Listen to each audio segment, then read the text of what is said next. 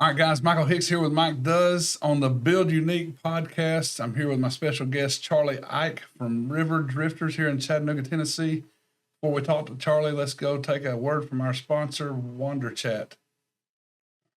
All right, I'd like to thank our sponsor of this week's video, Wander Chat Vacation Rentals here in Chattanooga, Tennessee. For all your unique vacation rental needs, we have water properties, we have mountain properties, we have shipping containers, A-frames, lake houses. We got you covered on your unique spaces. So come on down and see us. Visit us at wanderchat.com or on TikTok and Instagram at wanderchat. Charlie, man, appreciate you coming down. Thanks for having me, buddy. Glad to have you here. Tell us a little bit about Charlie. Oh, man, that's a big question. Big story? That is I don't know how big of a story it is, but it's a long story. I'm 54. Charlie is my business card says it best. Husband, father, restaurant guy.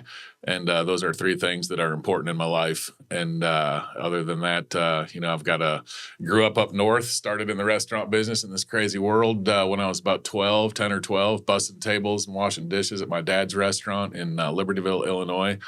And been plugging along at the restaurant industry for quite a long time now. Love it. So you didn't start out as the owner. No. I think a lot of people think that sometimes, but that's not reality. That's not how it works. No, it was a long, hard push before I had the opportunity to get by partial ownership of my first restaurant. I think that's what so many people fail to see and fail to realize is that, you know, before you were the owner of your empire and your business, you know, years and years of grinding and maybe working 2 jobs, 3 jobs, yep, or whatever it took to. I know you've done a lot of different things and gone a lot of different routes in the restaurant realm, but you know it takes, you know, and I'm sure you probably still bust some tables a day, don't you? Perhaps every day. Every day. Every day. I mean, so there's no position that that you as the owner and the manager won't do. No, I think, and a lot of times it's a respect thing. Sometimes I'll do the worst job in the place just to show people that I'm still ready to get dirty. Somebody throws up in the restroom. I'm not going to send somebody in there. I'll go in and take care of that one. I think 2 things. It shows that you're not afraid to get dirty anymore just because you're the owner. And you develop a lot of respect from your people when they see that you're willing to do the nastiest thing so that they don't have to. Definitely. I think, you get in there and do that nasty job. And, as an employee at one time, man, I don't feel good when my boss is in there doing what I feel like I should have been doing.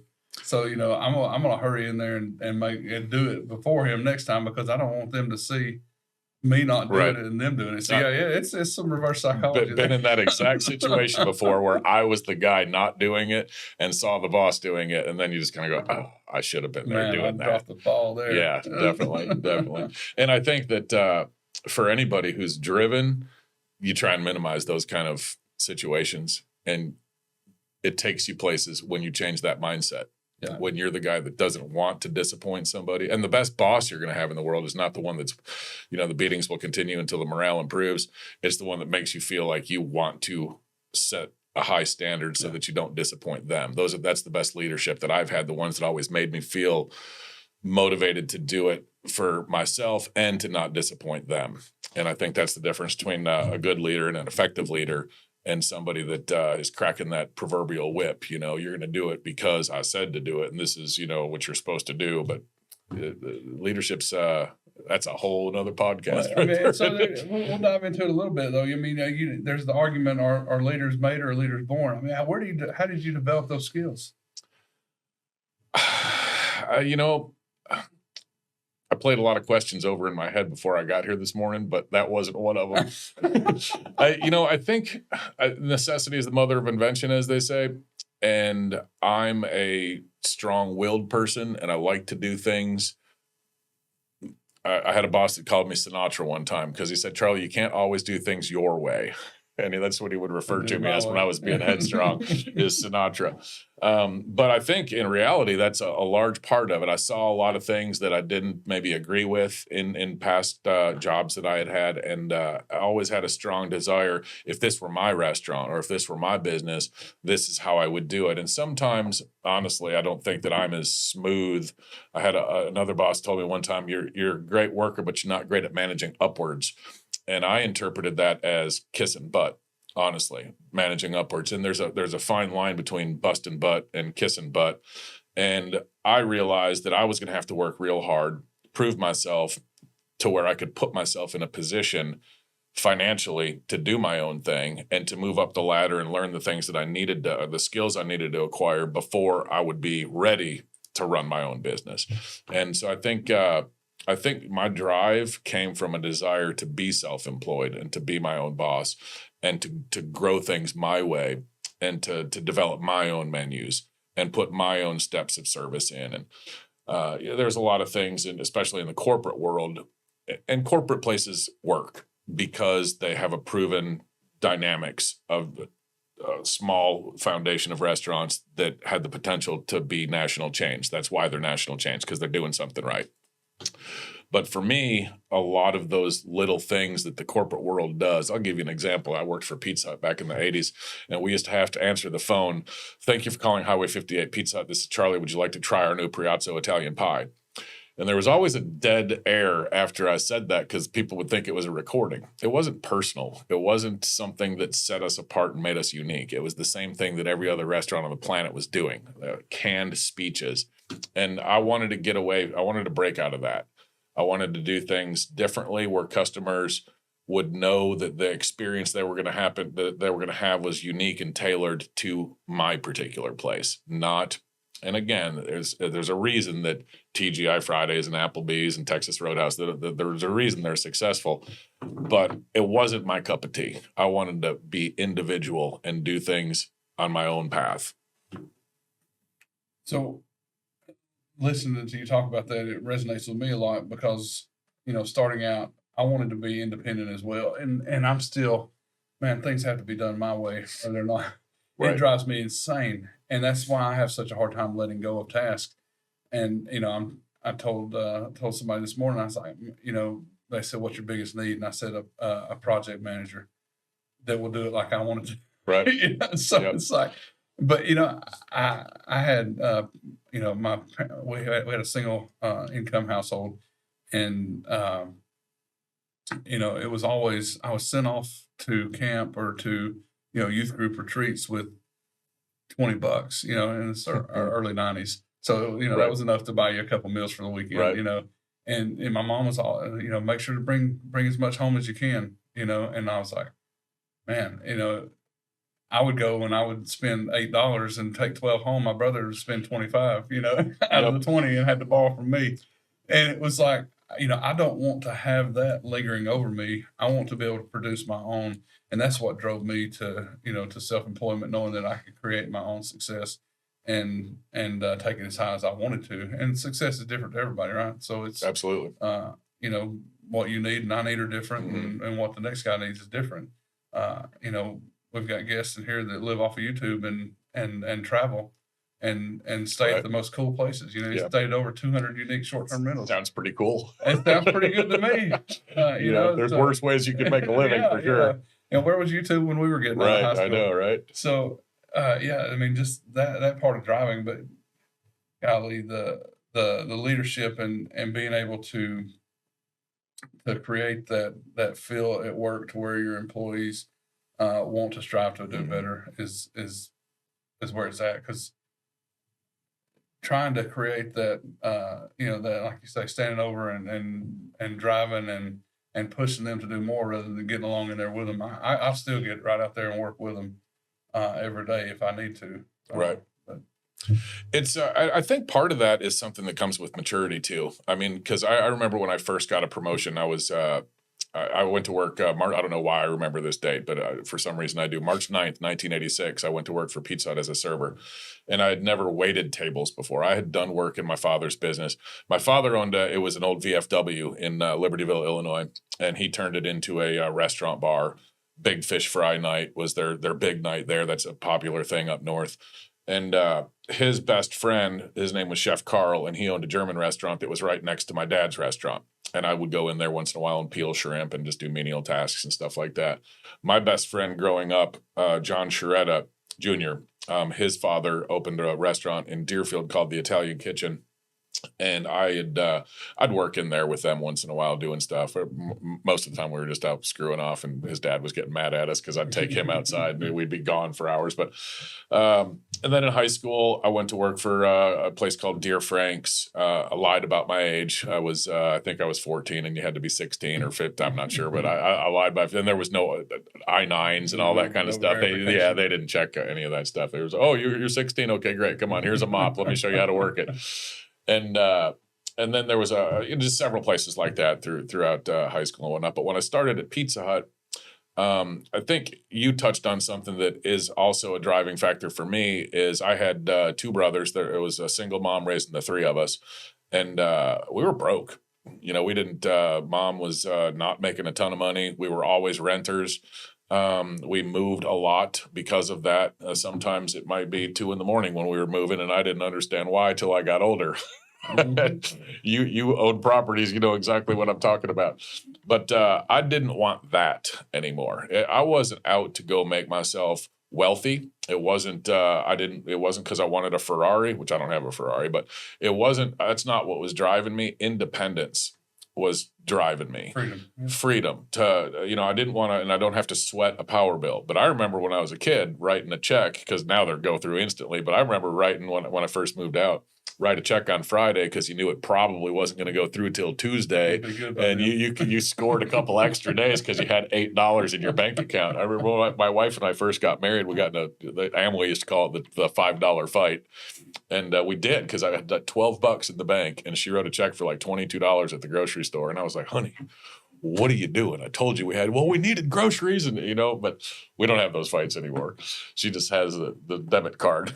she's fine. But I think, growing up in that lifestyle with a single mom and not having a bunch of money, and your friends were you going off to a concert or going away for a weekend, or they got to go to a summer camp and stuff like that, and you didn't get to, it just really made you want to drive a little bit harder so that you could have the things that maybe you didn't have when you were younger. And I think there's a lot of variables, I think, that drive people.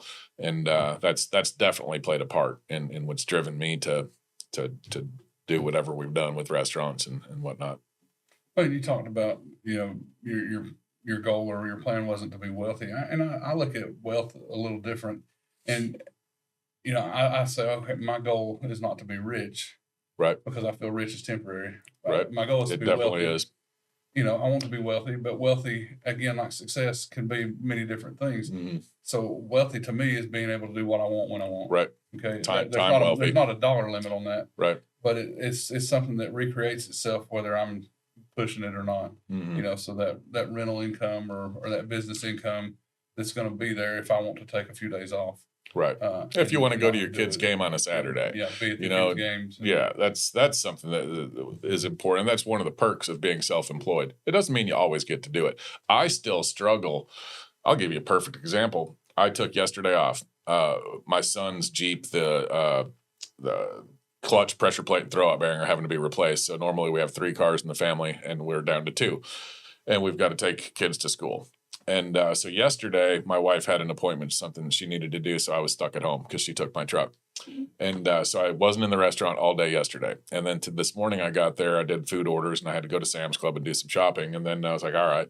I asked you, was it 12 or 12:30? Because I always try and be early, so I'll set my reminder 30 minutes early. And then I was like, did I set it 30 minutes early or was it? But in any case, I felt bad about leaving today, and I still struggle with that. I shouldn't. I've got a perfectly capable crew in place. We're adequately staffed. It's a weekday lunch is not going to be like the weekends are, so I know that they're going to be okay. But it's one of the things that I've got to work on overcoming is going, okay, you've trained these people. They're capable. You deserve this because you put 40 years of your life doing this. Go and drop the guilt. But it's something that I still struggle with. I really do. It's hard to take off. I've finally gotten to the point where I'm okay with it, but I still worry about it when I'm gone. I mean, I'm like, right. I'm heading out next week on the Appalachian Trail, and I know I'll be, if I get service, calling and checking in. Yeah. And phone calls. Yeah. I know. I my wife's like, we'll be out to dinner, and I'll be checking sales on the phone, looking to see if everybody's clocked in. That was, if was anybody late and what's going on at the restaurant. It's oh man, that would drive me crazy. It does do, and it will. But I'm very thankful for the freedom that I do have and the lifestyle that it's given my family and I. It's being self-employed. Once I think you get a taste of it, I don't know if there's any way That's what I tell people I could now. ever. I'm unemployed. That's exactly what I say verbatim. I said I'm unemployable at this point because I would go in there and I'd be terrible because I'd be telling you how to do your job. I'd be like, no, we don't need to do it this way. We need to do it this way, and it would just. I wouldn't want to hire me. I mean, Honestly. and the thought of having to go back and do that, that drives me as well. I have bad dreams about it sometimes. I really do. I sold cars for a minute. I thought I wanted to get out of the restaurant business. And I had a friend who was selling cars, and this is back in the, I don't know, late 80s or early 90s, I guess. And he was making pretty good money. And so I applied and I got the job, and I went home and I was all excited. I told my wife, I was like, they hired me and I don't even have any experience. And my first day there was the last day of the month. And I'm not going to mention the dealership because it doesn't matter, but they had kind of a revolving door policy, much like the vacuum cleaner salesman back in the day. And they were going around to all the desks. There was about 20 salespeople, and they were firing the people that had a bad month. And my heart just sank right then. I was like, oh, man, this might not be what I thought it was going to be, you know? And I roughed it out for a while. But was that strategic on bringing people in the first day? I don't know if I wouldn't have done it that way. I wouldn't have had a brand new employee see that. The praise in public, reprimand in private kind of thing. And I personally was horrified by it. I thought it was tacky, unprofessional, and I had no idea. And I think the car business has evolved as the internet has swept over everything. I mean, you can find out just as much as the people selling cars know about rebates and incentives and dealer cashback and all that kind of stuff. Now it's much easier to buy a car and you don't feel like you're being taken advantage of like people did with the old flim flam guys back in the day. But no, I was horrified, man, because I thought it was going to be a great job and I was going to be making more than I was. And it wasn't any fun. And I'll still have dreams sometime. It's, 2 weeks before Christmas. I don't have any cars out. My paycheck's going to be crap. and then I wake up and go, oh no, thank God I'm in the restaurant business and it's mine. And I sold life insurance for a little bit. That's probably pretty close. I bet it is. And the same kind of.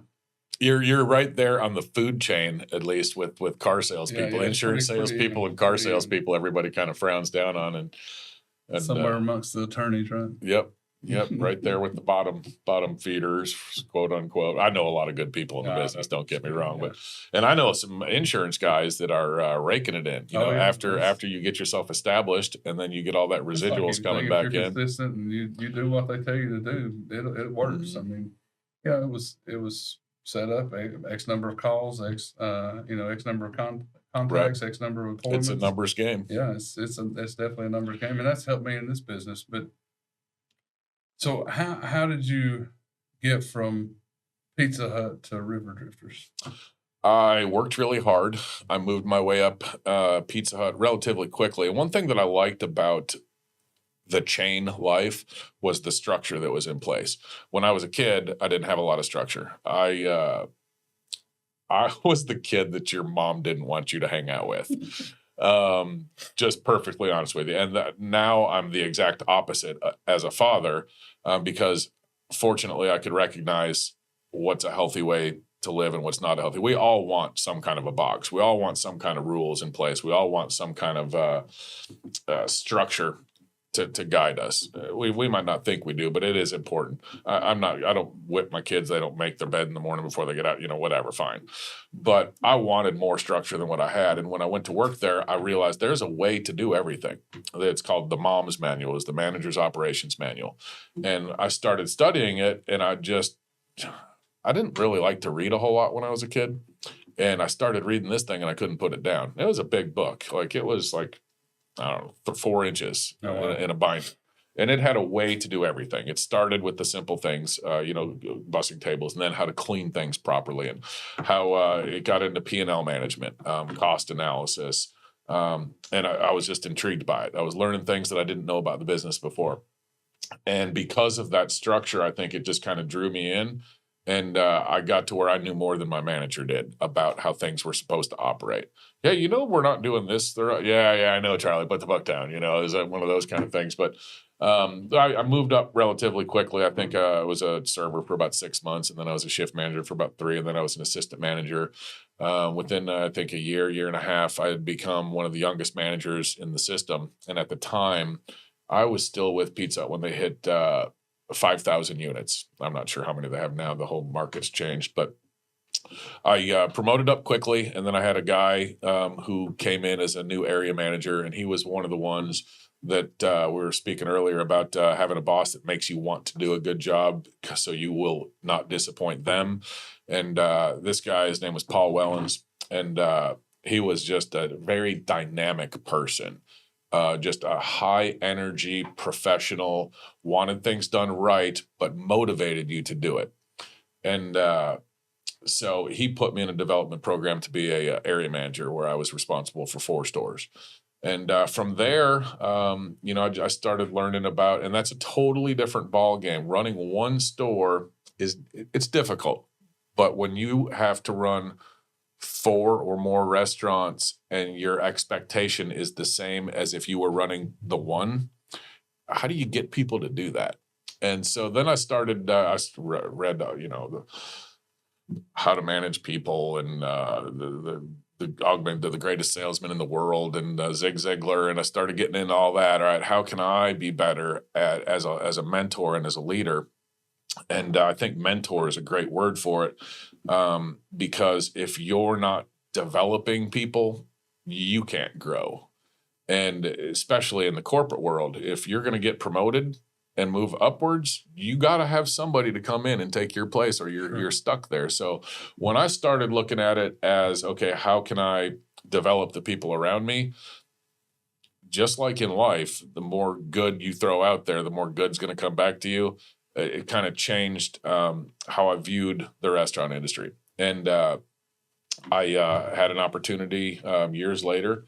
I was a hired consultant to help somebody in a small chain, and they liked what I was brought to the table, and they said my time was up. We had a contract, and I said, all right, guys, it's been great. It's a pleasure. They're lifelong friends now, and I knew that they would be then. I said, I'll still be here.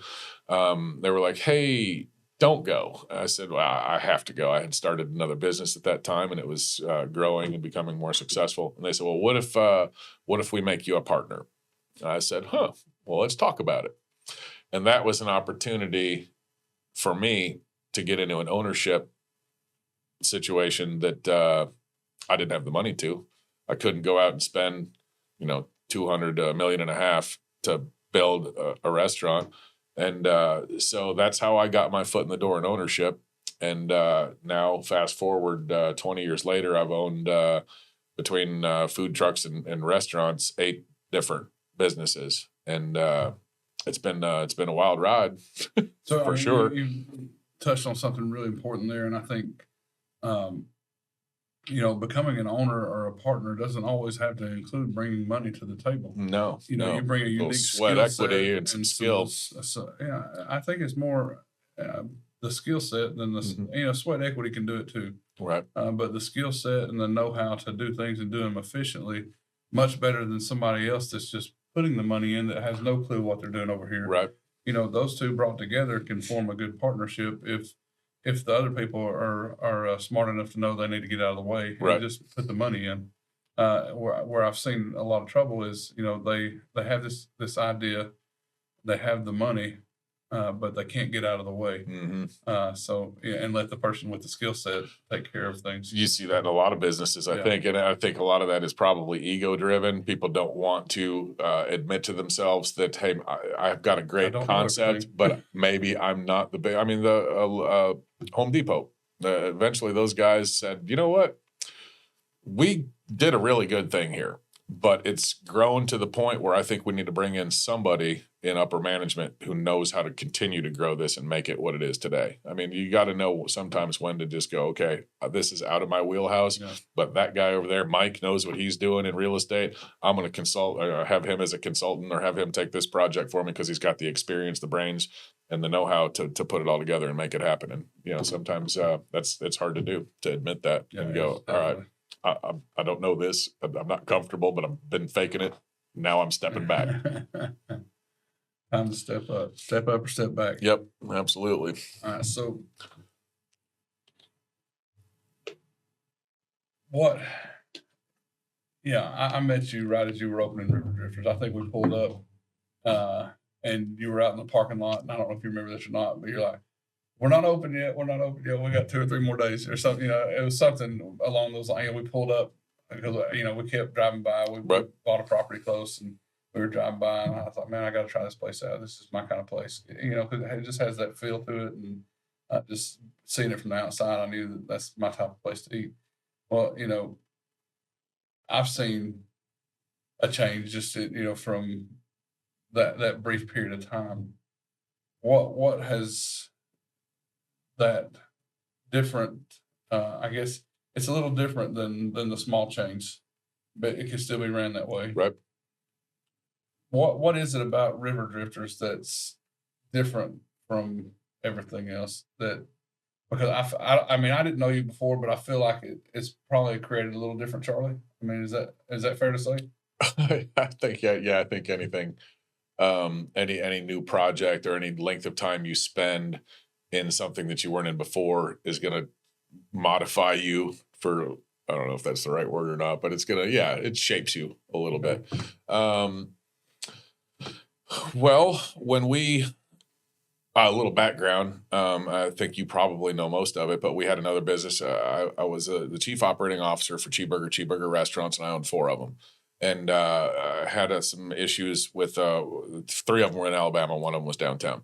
I had issues with some management issues in a store that was 2 hours from home. There was some integrity issues that we caught. Long story short, we ended up walking away from that store. Lease was almost up, and there was going to be increases in some financial things and whatnot. And then I thought it was an ego-driven thing. Hey, man, I want to own a bunch of restaurants, and I don't want to own a bunch of restaurants anymore, especially ones that are 6 hours from my home. I had a house in Hickson, I had an apartment in Huntsville, and I had another apartment in Enterprise, Alabama. And I wasn't seeing my family. Then I was offered the position with the corporate, and then I was in airports or hotels or apartments, and it was too much. And so we sold the restaurants in Lower Alabama, and I said, well, we're just going to run this one. We can make a living, and it's going to be fun, and I'm going to be able to spend more time with the kids. And do the things like we were talking about earlier, go to the game on Saturday and be active and all that. So we did that, and everything was great. The building developed some problems, and it ultimately collapsed. It was built in 1867. It was an old flour mill. So I was out one day. It's on our website, our brief little story introducing my wife and I to the River Drifters community.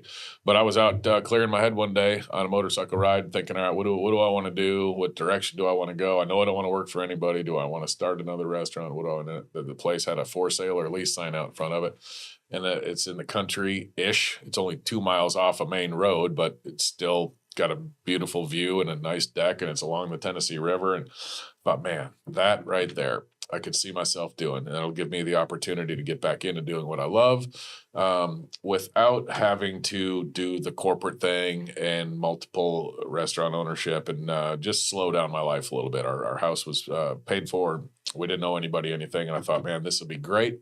I don't think we'll be super busy because of the location. But I was kidding myself at that point in time. I told my wife, I said, I'll probably be the cook and you'll probably be the server, but we're going to have fun, and let's just do this. We went and looked at it. She was excited about it. We did it. And I had no idea that we would end up growing this business to do more than our downtown location directly across from the Tennessee Aquarium, and did in its best year.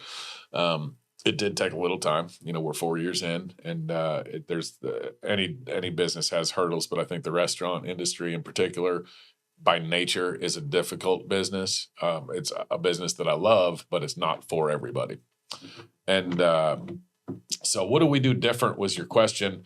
I think one of the biggest things that I see when I go out that River Drifters has that other restaurants don't is, I'm not sure you'll ever find anybody that cares as much as an owner of their own restaurant in comparison with chain places, a hired manager to work in and there's nothing wrong with TGI Fridays. I just use them as this example. But I've never met a manager in an Applebee's or a Fridays or a wherever that you can feel how much they really care. And I think the personal relationships that you develop as an owner with your guests, you have to have good food. Don't get me wrong. But good service can make up for a bad meal, but a good meal can't make up for bad service. And one thing that we really push is that a greeting when somebody walks in the door. The personal, don't ask, is everything okay? And I'm not going to say we never do, because it's very easy and it's very natural for people to go to a table that have been waiting tables for 15 years and go, hey, is everything okay? But I always tell them that, and I'm probably not the easiest person to work for sometimes. I promise I'm not, because of all my little weird pet peeves, but I can't stand, is everything okay? Is that what you're shooting for? Is that the benchmark? Do we want to be okay? No, ask them a hard question. Is everything perfect? Is it a great meal?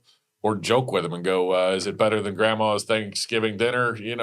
But have fun and do things your way. But most importantly, eye contact, and let the guest know that you care that they're there, and ask them questions beyond, is everything great? Notice that they are all wearing hiking boots, and go, hey, you guys been out hiking in the area today? Start a conversation. Look at me, talk to me, smile at me. Engage your guests, make your guests feel welcome and special, and they will appreciate that, and they will tell their friends. We have grown our business through word of mouth. I don't spend, you see the billboard at the end of our street. That's, I don't know what it is. It's under 1,000, which is a good deal for a billboard, but that's my largest advertising expense. I use social media, and word of mouth is what we've used to grow our business. And I have a pretty unique menu as well. There's something for everybody on our menu. Honestly, there's probably, most restaurant owners would look at it and go, man, you got too much stuff on here. How do you do all that out of that tiny little kitchen? But I really like to have the diversity in our menu.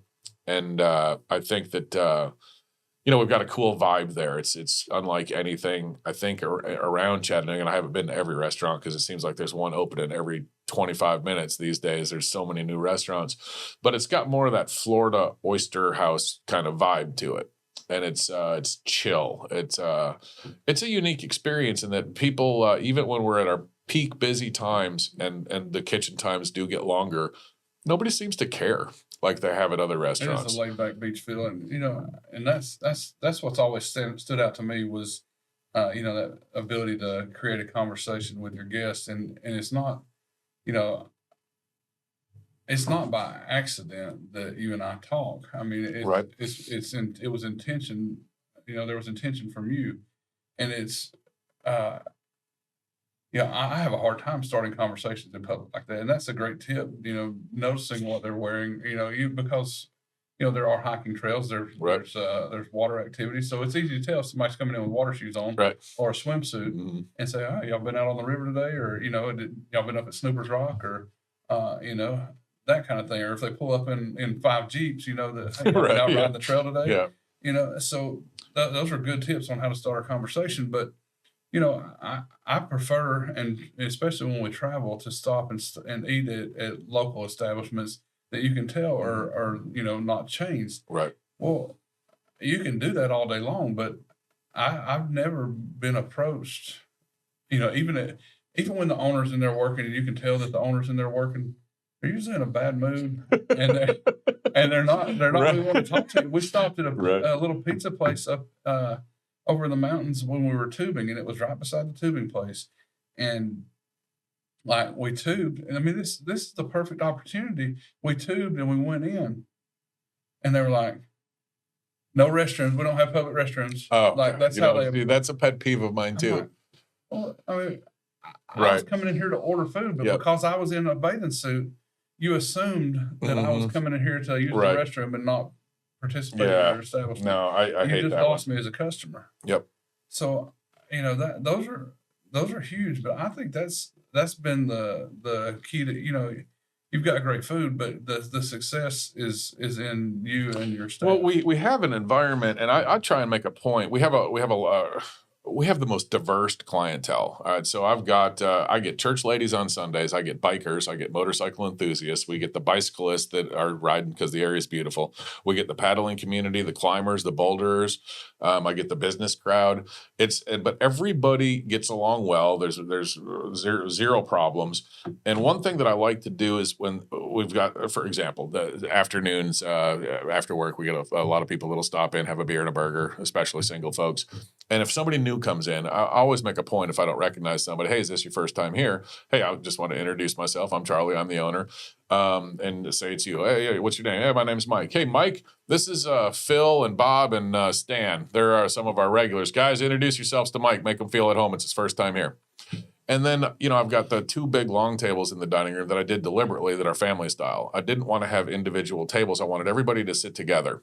And I will seat people at a table that you're sitting at. If it's just you and your wife and I put you at one of these big tables, there's plenty of room. There's 6 more chairs or 8 more chairs, depending on the table. I'll seat somebody there. Introduce yourselves. Guys, you don't have to talk to each other, but this is a family style dining table here. And it just creates an environment where people are friendly. It's all open. We don't have closed off the booths with the dividers and stuff. There's restaurants where that it needs to be like that. Yeah. They're date night restaurants. They're fancy. They're five white linen type places. And I don't want to sit with strangers if my wife and I are on our anniversary date. Sure. But the vibe that we have and the location that we are just works for what we've got going on there. And I think, the bad mood guys, I get in a bad mood sometimes, but I'll walk outside and I'll talk to myself and be like, okay, you're not setting the example that you need to set for your crew. I pride myself, and it's weird. You said you don't like, you're not particularly outgoing. I don't think that I started that way, but fake it till you make it kind of thing. If you were in this situation, I know you would be. Oh yeah, you'd have and to be. you because this is your business, it's your job. There's times where I don't want to be that guy, but I can't ever be. When I leave the restaurant, Friday nights are a great example. We do karaoke on Fridays, and it's kind of a party night, and it's a lot of regular people that come in there. I'll walk and I will say goodbye to every single table in there before I leave the restaurant. And I just feel like it's something that I have to do. If I see a table in there that I haven't touched, we call it touching. It's just going and talking to the guests. I do. Every single time I'm there, unless I've buried myself in the back and it's a Monday and I'm trying to do all my weekend paperwork and figure out, bills and all that kind of stuff, I will visit every customer every time without fail because I have to set the example for the crew. And if you're not doing that, if you don't do, it's not one thing. It's 100 little things, I think, that make the difference. And, during our prep, you kind of told me that we were going to talk about that, what makes River Drifters different. There's not a one thing. It's all the little things that add up to the big things, I think, I'll raise my prices before I'll skimp on food because I want people to look at it and go, wow, man, that's a great looking sandwich. I'll buy have higher prices. And I think our prices are fair. So if I say higher prices, I don't want to scare people away. But I'd rather charge 50 cents more and give you a higher quality product, a higher quality beef or a higher quality ham or turkey or bread or whatever it is we're putting together, or take the extra time in labor dollars to make all of our own sauces, to make our own corned beef, to do the things that it's easy to go out and buy something, and you can buy some pretty good stuff out there at wherever, Cisco, Sam's, wherever you're buying your product. But it's not as good if you take the extra steps and make your own Russian dressing, your own Thousand Island dressing, your own blue cheese dressing, your own Whiskey River sauce that you put on your corned beef sandwiches. And so you try and think outside the box. You try and always set a positive example for your crew. You try, and my training, I'm probably not the best trainer in the world with new people. But the message that I send to them, there's a lot of flexibility. Most restaurants, you have steps of service that you have to go through. The meet and greet, the order taking, and you have to suggest this item because it's the highest margin item. And they're things that make sense, and they work for a reason. But I kind of stray away from that. I tell our servers, I want you to suggest an appetizer, but you don't have to suggest this one because it's the one that's got the highest margin. Suggest the one that you like the best, because if you're enthusiastic about something, you can sell it better. You can't sell something it's not your favorite. Sure. And then the greeting. I don't care what they say when a guest walks in the door, as long as they say something besides hi to. because that's the worst greeting on the planet. What is that? Hi, too. I don't even know. Hey, how's it going today, guys? Welcome. Whatever you want to say it, but say it with a smile, look your guests in the eye, and say it with enthusiasm. And I think all those little things are kind of what sets us apart. And I'm just proud to death every time I get another review, because we're still 4 years in. I think we're sitting on close to 600 Google reviews, and we're at a 4.8 average. But it's 5.0 is never going to happen once you get into those kind of numbers. But 4 of them are people that accidentally hit 1 star and didn't know how to go back and change it, because I reached out to them if I got it. And they were like, oh, I didn't mean to do that. Everything I said was great. Like the food was great. The service is great. The atmosphere is great. 1 star. I'm like, well, what happened here? And it's usually older folks, honestly, that just kind of don't know how to go back and change it. But stop by and bring your phone with you. I'll help you fix it. Exactly. I want to do that. And, sometimes you'll get the ones, I don't know. I had one a couple months ago, and everything is more expensive now. I think everybody is aware that COVID has kind of changed the dynamics of everything. You're buying lumber. How much did your lumber go up? It went up a lot. It's working its way back down. It is, but so there's a couple people that they want $6 for a craft beer. That's kind of crazy. I'm like, have you bought craft beer lately? It's expensive, but I'm of the mindset. I'd rather my food price go up than the size of my food go down, and the food price stay the same. That I can't stand to go in and I was like, man, this burger used to be this big and it's now it's this big. I'm seeing that in retail a lot. My wife bought some, it was Nabisco brand graham crackers. And I pull them out. I got a glass of milk. I'm sitting there getting ready to have some graham crackers and milk. And I'm like, this cracker is smaller than it used to be. And it was. They're like, it went from 16 ounce to like a 12 ounce package. And I'm like, just charge me an extra 50 cents. I want my old graham crackers back, Feel like I'm getting nickel and dime there. But so what drives you daily and what keeps you going? Customers. I think that you got to love what you do. And it's money's great, but and we touched on it earlier, success isn't just how much money you're making, how big your house is, or what kind of car you're driving. I know some very successful blue collar people that have love in their homes. Their kids have clothes. They have a car that gets them back and forth. They love to go fishing and hunting, and they're wonderful people. Because they've figured out how to enjoy life. And I think that for me personally, I don't mind waking up every day and going to work. I look forward to it. I enjoy it. And my reward is those reviews and walking around the dining room and talking with people and having the letter come in from a random dude that used to work for you 15 years ago saying, hey, man, I just wanted to tell you how much of an impact you made on my life while you were my boss. Because the lessons you taught me, I'm using right now. And I think when you live for other people and try and make a point to make a positive difference in other people's lives on a daily basis, it's almost selfish, because I do those things. I try, and not perfect by any stretch of the imagination, and I have my bad days. But for the most part, I try and do that, and I'm doing it for me. Honestly, a lot for selfish motivation, because it makes me feel good. And when you get to the point where you're trying to be good because it makes you feel good, then I think that you've hit somewhere there. It might be a maturity thing. I'm not sure.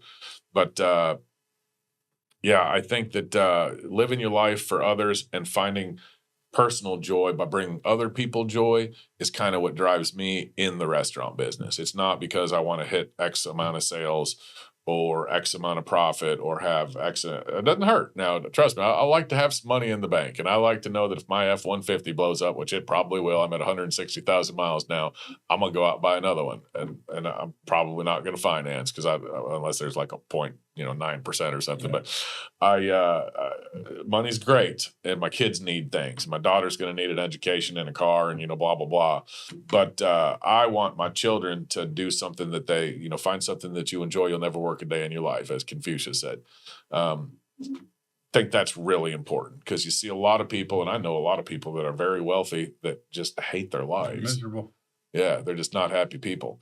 And so I think you've got to find that mix. You've got to find something that you're good at and that you enjoy doing, and then everything just seems to kind of go together. I don't know. It's kind of amazing sometimes if you have the right outlook and the right the the drive, and you can look at things through the right glasses, things fall together better than if you have ill motives or you don't like your job or you're doing something for the wrong reasons. I think you're doing something different now than you've done before in the rental business. Tell me how much more enjoyable it is when you've got these really cool places to hear the feedback, and that this was our anniversary and it was so special and you guys did such a beautiful job and it's decorated so nice and the view was amazing. Isn't that so much better than having smaller rental homes where they're late half the time and it's constant headache and struggle? And this has to be just like, it's just, okay, I can be creative, let me do my thing. Yeah. And then the feedback is amazing, and that's what keeps you going. Yeah, because I mean, it's like I said, it's great to have the check, but doing what you're doing now, because you've got some really cool properties.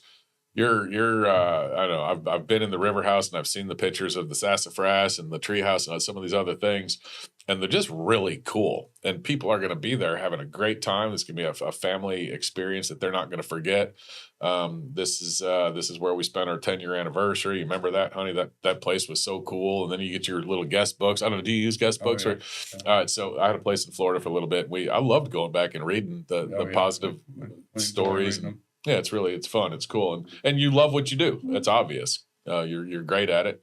And that makes all the difference in the world. You probably love this a lot more than if you had, 10 lower end rental houses in not so great neighborhood. Houses, Yeah. I mean, it's or higher end. Absolutely. It's still those headaches and whatnot. This is a completely different ball game, different dynamic in that industry. So what's the end goal? What does your end goal look like? Or what is the 5-10 year? You and I, we've talked about storyboards and things, not storyboards, but vision boards. And the end goal for me right now, make sure my kids get a solid upbringing. I've still got 2 at home. I've got a son that's 22, married, fireman. Owns his own business on the side, doing well, getting ready to build a house. I've got one that's 16. He's not quite sure what he wants to do. He doesn't know if he wants to go to college, if he wants to go into something else. And then I got a little girl that's 6. And so long term, I don't really see myself retiring, to be honest with you. I don't think that I'm the guy who can go sit on the bank and fish and drink a beer and do that repeatedly and have any kind of fulfillment.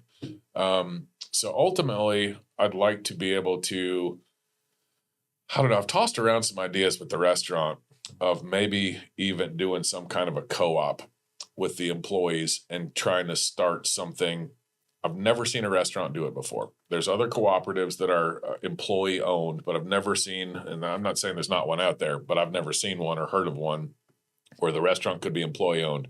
But I'd like to get to a point where I could step away and give guidance and show other people how to do what I've done, and do something probably out of the business that's giving back somehow. I really don't know, to be honest with you, but I'm not gonna retire. I don't think ever. If I had $10 million drop in my lap tomorrow, I would still have to get up and go do something every day to provide. I'm a social person. If you hadn't figured that out, I like to talk. I think I've done 80% of the talking here. I told you I would.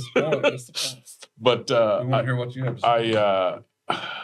I don't have that. And most people, business owners, they've got a 5-year plan, a 10-year plan. I'm not quite sure, to be honest with you. I'm really enjoying what I'm doing right now. And I think that a lot of my life I've spent, I don't want to say chasing the rabbit, but not enough time living today and too much time saying, okay, if I do this, and this, 5 years from now, I can be doing this. So I am high strung by nature, and the restaurant industry is kind of pulls people like me in. but I'm trying to learn how to enjoy today and take care of my responsibilities with my children and my family, but not focus as much on, okay, I want to have 4 restaurants, or I want to have X amount of dollars in the bank so that I can retire and do this. And then I want to buy another place here where we're going to, sell this home and move here eventually. I got ideas I'm kicking around, but I don't have anything in stone written down.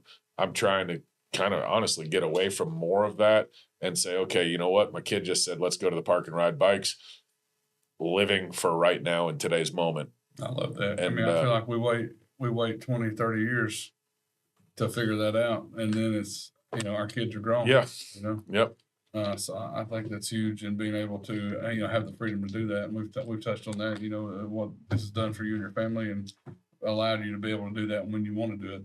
It reminds me of the Cat Stevens song, "Cats in the Coop." Oh yeah. It's a great song. Any parent would. Now I'll be listening, but I'm of the Weird Al version. Yeah, I haven't heard that one yet. I've heard a lot of Weird Al stuff. The Cats in the Kettle with the Peking Bear. The place that we eat every day. It's awesome. Yeah, that's a great. Good one. That's pretty So, good. What advice would you have for somebody that was wanting to get into this space and maybe open a pizza restaurant or to get into the restaurant world, or just in the business world in general, or in general, just business in general? I think there's a lot of advice. I think probably some of the most important things are, and you and I have talked about kids before, working with Ridgeland and putting together programs to teach kids the things that school doesn't teach. And I think some of the most important things are, you've got to figure out who you are. And we're so bombarded right now with I don't know, with YouTube and all the different social media outlets and all the videos and stuff. And my little girl loves to watch, fortunately, she's got into these little kids. I forgot what they're called, Ninja Kids, I think. Your little girls watch the Ninja Kids? I'm sure. They're not goofy like some of these other ones are. They're not just doing dumb stuff. They're athletic. They're very gifted in gymnastics, and they are polite, and were raised with the parents oversee everything that's going on in these videos.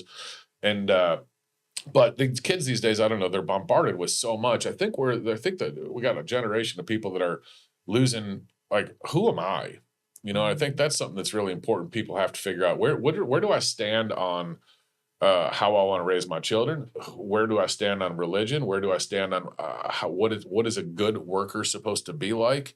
Where do I think we're still, constantly figuring out who we are. I mean, oh yeah, I don't know if that'll ever change. I'm still, I listened to a football coach give a speech, and I don't know if you've watched it or not. It's on YouTube, but it was he'll yell, "Who am I?" and then they yell, "I'm a champion," And then I listen to that before I go on a hike or a bike, or while I'm starting, or while I'm hiking, and then I'm listening and I'm hearing, "I'm a champion, and then I listen to it on another walk, and I'm like, who am I? Who am I? Who am I? Right. I'm like, dang, who am I? What am I trying to do? No, I think we go through different, stages, chapters with books, where I'm, my wife and I, we just celebrated our 24-year anniversary. And I was like, "You're not the woman I married." She's like, "You're not the man I married." And I'm not, and she's not. And we're growing, we're changing, we're evolving. And I think that's important. Hopefully for the better in most cases, hopefully for the better in most cases. But I think, I don't know, things get a little, it's kind of funny. Life is a little weird in the sense that I think the more wisdom you get is closer to the end. And then it would be great to be born with some wisdom. It would change the whole dynamics of everything. I think, if you're going out and first off, find something that you have a passion for. If you're not passionate about it, you're probably not going to grow into a passion about it. Not to say that it won't happen, but I think that it's rare. Builders. I know some people that started off doing construction, and it was something to do because they needed a paycheck. And then they were like, "Man, I love this. I love working with my hands. I love building things. You can look at this when I'm done, or sell this home when I'm done and make money. And this is the way," and it works. And not say that you don't have to be passionate about something before you get into it, but make sure that whatever you're trying to move forward in is something that you do care about. And I think relationships, and you and I have had this conversation before too, relationships are going to be paramount in your success, I think, no matter what you're doing, really. If you're in sales, it's extremely important. And life is sales in almost every aspect. You're selling yourself at an interview, or you're selling your product that you're making, or you're selling your skills, or you're selling your personality. Every day. That's what Nick Saban says, when he's walking through the locker room and the football players they're either moping or they're in a good mood. What are you selling today? Yeah, exactly. What are you selling today? Yep. How are you presenting yourself when you're walking down the road and people are passing by? I like that. What are you selling today? What are you selling? That's good. Today? Yeah, I'm going to use that. You don't mind if I borrow that one, do you? Just ask Nick. No, I like that a lot. And I think that's important. And things don't happen by themselves. So, there's you can wake up in the morning and say, "Good Lord, it's morning," or you can say, "Good morning, Lord." There's two ways that you have to get your mind right when you get out of bed. Today is going to be a great day because I get to. And I'll tell you, Steve Harvey said this, and it's one of my favorite things now. If you replace the word "have to" with "get to" in your life, then you'll have a completely different outlook on things. Sometimes it's just how we wire our brains. And because I catch myself doing it, and I have to go pull this Steve Harvey thing back out, where I'm like, all right, I got to do a food order. I have to do this. I've got to get to Sam's Club. I've got to get all this done before 2:30, because then I got to leave, and I got to go pick up Ella, and then I got to do this, and I got to get a company coming over for dinner tonight, and I got to make a tray for the blah, blah, blah. I get to do all these things. Our words matter. And if we change, changing just to, one word, have to get. Yeah. And just going at it with, I get to do this, and I get to do that. Yeah, that's awesome. I'm gonna have to use that. It's fair trade. All right, fair trade. I like it. But motivate yourself, and you can't go read a Zig Ziglar book one time and be motivated for the rest of your life. So sometimes you've got to stay fresh. If I used to just read a ton of industry rags, what's going on in restaurants, and, get the new book, the magazines that come out with all the equipment, and check out all the technologies and all the POS systems, and then read more about, the art of managing people and doing this and that. But you can't just sit around and wish to be better. No, you got to work at it. You got to work at it. You got to go out there and you got to get it. And know too that things don't happen overnight sometimes, or rarely, almost never. You can't be 100% better tomorrow, but you can be 1% better every day for 100 days. So don't give up. Have that attitude. That Rocky thing. It's not how many times you get knocked down. It's how many times you get back up, kind of thing. Because it's not, life is hard. I just finished The Power of One More, the book. And, it's what's one thing I can do today to make myself better than I was yesterday. Right. And in any aspect of your life, what's one thing I can do to better my health? What's one thing I can do to better my relationship with my spouse or my children? Or, and I love that. One more thing, 1%. Yeah, no, that's good. I like that, because all of it, we're juggling a lot of balls, especially this might, I don't know, I want to offend women or anything, but I think men feel more of a responsibility. You love women and children and animals unconditionally, but men have conditions. We've got to be driven. We've got to be providers. We're conditioned that way. I think, it's just how we're raised. And so it's not easy to be a man sometimes. You have to motivate yourself, and you have to stay driven, and you have to, not that women don't need to be driven or kids don't need to be driven. So I don't want anybody to take that wrong. But I heard that the other day. I think it was a podcast actually that I was listening to. And I was like, at first it kind of made me think. And then it really made me think. It's true. It's just being a man alone is a lot of pressure. And so I like to, and I have to read things to motivate me sometimes, because sometimes you're just in a crappy mood. Well, and you got to shake yourself out of it. And you are. Yeah. And I'm like, I don't want to be around anybody right now, because I don't want them to see me like that. And, so sometimes it happens at work. And sometimes, I got to step out back and go, all right, pull it together. I know this person upset you because they were late again, or they had a customer review, or whatever the case is. You just got to, okay, how do we overcome that? How do we get past it? How do I get myself out of this funk? And you got to take care of yourself. Yeah. Feed yourself mentally and physically. I love it. Always be furthering yourself. So hit me with your favorite quote. All right. Charles Swindoll wrote my favorite quote, and it's called Attitude. And it goes something like this. Attitude. The longer I live, the more I realize the impact of attitude on life. Attitude to me is more important than facts. It is more important than the past, than education, than money, than circumstances, than failures, than successes, than what other people think or do. It is more important than appearance, giftedness, or skill. It will make or break a company, a church, a home. The remarkable thing is we have a choice every day regarding the attitude that we will embrace for that day. We cannot change the past. We cannot change the fact that people will act in a certain way. We cannot change the inevitable. The only thing we can do is play the one string we have, and that is our attitude. I am convinced that life is 10% what happens to me and 90% how I react to it. And so it is with you. We are in charge of our attitudes. All right. Positive attitude, negative attitude, or neutral? All right, so I've got an aunt. We're talking about an attitude, a positive attitude, or negative attitude, or neutral attitude.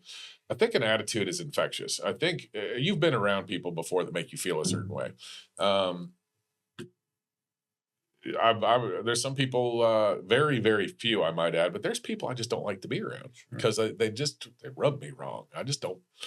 Nothing personal, but I guess it is personal, but I just don't like this person, their demeanor, the way they act, the way they talk to other people, the way they treat their kids, the way they treat their dog when they're sitting on the deck, whatever.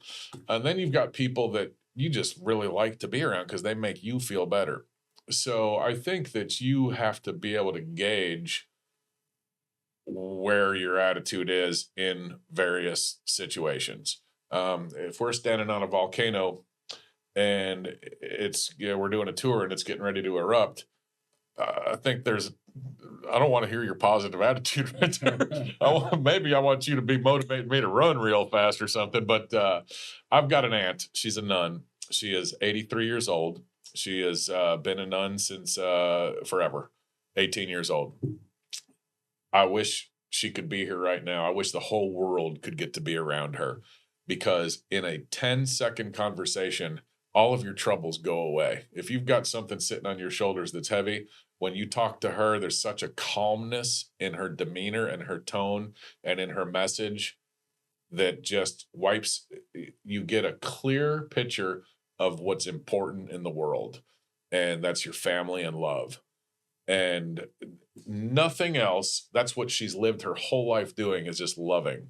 And she just radiates it. It's a weird thing. I wish I had some of it, because she's just got this aura. I don't know. It's and she's not all we rarely talk about religion. We talk about the kids. We talk about her home life. We talk about the other sisters that she lives with. We talk about her job. And she's actually a doctor sister now, because she's got her PhD in psychology, and she's just a wonderful person with a very infectious positivity. So positive, negative, neutral attitude. I'm not quite sure on that one. I definitely like to be around more positive people. On that note, too, there's another thing that people often say. There's several sayings. If you lay with dogs, you get fleas. Only hang around people that will make you better. I think from a human perspective, diversify your friends. You're going to learn something from anybody. You might learn what not to do. You might learn what to do. People often spend a lot of time in networks, like a perfect example of what you're doing. Hang out with real estate people. Or if you're a strongly religious person, don't hang out with people that don't think like you, because they're going to drag you down. Hang out with everybody. Learn from everybody. When I had the business downtown, I have had hours and hours and hours of conversations with homeless people. Everybody's got something to offer. You just might have to look for it a little bit harder sometimes. And I think that we spend too much time looking at strictly monetarily reasons to have relationships with people, when I think everybody's got a little something to offer. I just wanted to throw that out there. Yeah, that's awesome. So how do we find you? 1925 Suck Creek Road. Go towards Signal Mountain, take a left right before you go up the mountain on Suck Creek Road. We're 2.2 miles down. and I'm usually there. If I'm not there, I'm probably feeling bad that I'm not there. All right, so riverdrifters.com. River Drifters Chat. Riverdrifters Chat. 2Ts.com. Riverdrifters Chat. On Instagram. .com. I should know these things. Just look me up on Facebook, and it's attached to my my Instagram. And there is another River Drifters. I think it's in maybe Colorado or somewhere, but you'll obviously know that it's the one that's in Chattanooga. The real one's in Chattanooga. The real one's in Chattanooga, absolutely. And we do rent. Where our season's closed now, but we've got stand-up paddle boards and kayaks, and we take you across the street and put you in at the boat ramp and let you go out and have a good time on the water that day. And we usually do a smoker special on Sundays where I smoke something different for our Smoke on the Water Sunday special. Smoke on the Water. It's the first song everybody that plays guitar learn how to play. Thanks for having me today, Mike. I appreciate it very much, man. All right, guys. See y'all next week.